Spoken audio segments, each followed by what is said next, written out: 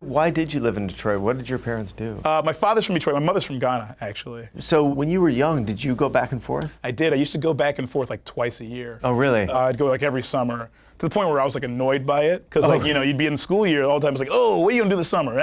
I don't know. And like they'd never tell me where we're going. So I was like, here we go, summertime in the D. And then like, oh, pack your bag, we're going to Ghana tomorrow. And I'm like, just, all right. Right, you're a kid, you just want to be around your friends. I want to go to Cedar Point, you know what I mean? I want to go. But that must have given you a different perspective on your own life. For sure, because like in Africa, you know, as a kid, you look and you're like, oh, everybody is black. The president is black, the taxi cab driver is black, so there's not the idea that if you're black, you can't do this. But then you come to Detroit, however, Detroit being majority black also. But it's different, right? But it's different because you're in America where there's the white world and the black world. The white world and the black world. And the class system is based on your color. So how did that change your perspective? Because I have to bring up, there's an interesting characterization that your character has in Detroiters. You imagine everybody is black before you meet them. And in the scene, there's a woman and you know her by reputation, but you've never met her. And you say, oh, I pictured you as black.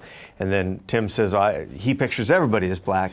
And it makes you stop and go, well, yeah, that's totally a valid perspective. Yeah, exactly. To me, being black isn't an extra thing. It's the normal, you know? Was that something you wanted to include in the show from the start? Very much. And like, it was very important to me that Detroit be represented.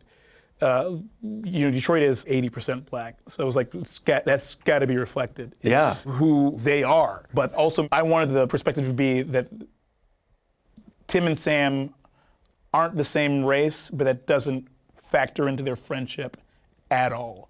You know, because like if you have a black friend, if you have a white friend, you don't just sit around and talk about how, hey man, you're white. Isn't it crazy how white people always do this? Because like you'd never connect, you know? Right. They just talk about things, they have things in common, so it's not about how they're different, it's about how they're the same.